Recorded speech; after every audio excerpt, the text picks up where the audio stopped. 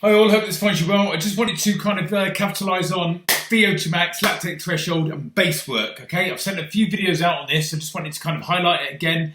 I'm not into all the ninja stuff of like overlaying stuff on videos and that. If anybody out can help me on that, then help yourself. But so I just done it on a piece of paper, so I'm sure if I can tell the same story, so here we go. Right then.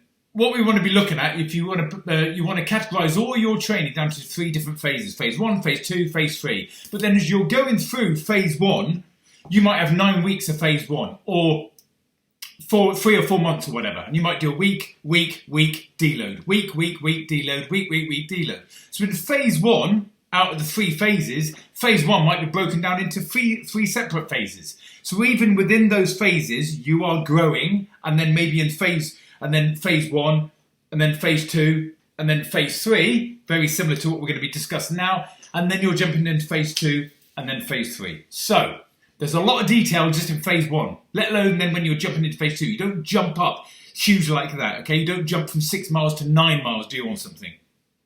So what I'm going to do now is just going to plot 3 different areas that should all kind of confirm where you should be at with your training. So if we look at Garmin and use that as an example, we've got the Garmin like heart rate monitor there, and you've got the recovery stroke like warming up phase, LSD recovery like base work, efficiency range, lactate threshold, VO2 max. Okay, when you look at the as I've written here in the smallest right, Garmin training status under training load, it will look very similar to this, and it will show you 3 different areas, okay? Aerobic, high aerobic, and anaerobic. So the aerobic is everywhere between about here and about there, depending where you are on your fitness and where you are at in your phase. In the second phase, it would be there up to about here. In your third phase, that aerobic will be from about here all the way up to about there, okay? In your first phase, the high aerobic will be from about here into this area, okay? And your high aerobic, your anaerobic will be in this area. And everything shunts up as you progress forward in your training, and you're able to reach higher ends of your maximum heart rate, okay? This is how I do it. This is what works for us. Garmin does it a different way a little bit. If you work out this week what your maximum heart rate has been, and it's only got up to 174, then Garmin's gonna, if you put the auto thing on, your maximum heart rate is only 174. But you might have been cutting around with a Bergen on and doing this, that, and the other, and you've got some good muscular strength, and it won't be accurate, okay? So work with the Elite Outdoor Fitness way, and it will kind of work a little bit better for you, especially when you start doing the fell running, the Bergen work, etc., etc. I always find that working in this range, I'm generally at 65-75% of my maximum heart rate. Working in this range, I'm 75 to about 82. Okay, and then the lactate threshold range is between about 82 and 88% of your maximum heart rate. And everything above 88% and going into the 90s is a percentage of your maximum heart rate, which is in your VO2 max range. Okay, so anything above 88% for us is in your VO2 max range, and that's how I kind of work it out. Now, how much time do you spend in that in the different phases? Well, phase 1 is here, okay? And your Garmin training status, load focus, should look like this. So there's probably going to be a square here, a square there, and a square there. And by the end of the first phase, you haven't reached the recommended amount of your anaerobic state, okay?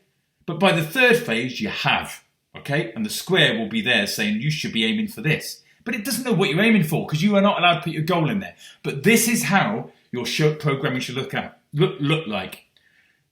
A small percent, I put 5% there, moving to 12%, moving to 15%, should be your VO2 max training. So if you're doing 3 months training, another 3 months training, another 3 months training, this is how it should work. It's all in a pyramid fashion, but you're doing more and more VO2 max as you gain towards your goal.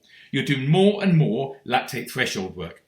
Okay, but before you start to increase this substantially, you should have already made the gains on your base work. Okay, and what I mean by that, for the first 3 months, 3, 4, 5 months of your training over a 9-month period, you should have the mileage and distance in the bag. If you're training for a 14-mile event over the hills and all that lot, you might not have even started to add weight, but you've certainly got the elevation and you've got the distance in your legs to carry 14 miles at the end of this phase. Because 85% of all your training is the base work. It's the slower, monotonous kind of elevation, over the hills, the slower type of work. You're doing a little bit of lactate threshold and you're even doing less VO2 max work. And all of this VO2 max and lactate threshold work that you're doing in phase 1 and phase 2 is preparing you for phase 3. Because in phase 3, hopefully phase 3 is going to be between 4 and about 10 weeks long. Okay? Because you only capitalize on your VO2 max training at the right level, which is almost maximum effort for each rep, almost, with the recovery that's needed. And that will only last about between 6 and maybe 10 sessions or 10 weeks, okay? If you're doing any more than that and you're doing it from here and you're hammering yourself from here and you're doing a high percentage of VO2 max and lactate threshold here, without the basic fundamentals and the groundwork being put in, you won't capitalize on your VO2 max, you won't capitalize on your lactate threshold. Essentially what you're doing here is you're getting the time and distance on the legs and the elevation and maybe a little bit of weight. And then all you're doing here is you're increasing your speed. The ability to increase your speed on all that you built on.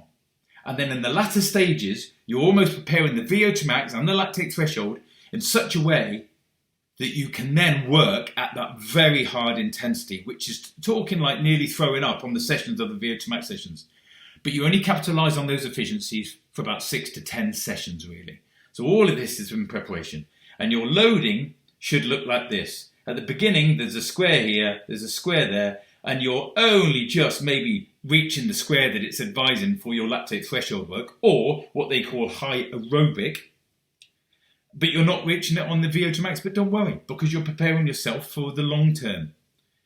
And on your aerobic, you kind of might look at a loading score after 3 months of training, 1,000, but then it drops to 900, and then it maybe even picks up again to 1,000. And that's because you're spending more of your time working in the high aerobic and then eventually the anaerobic state.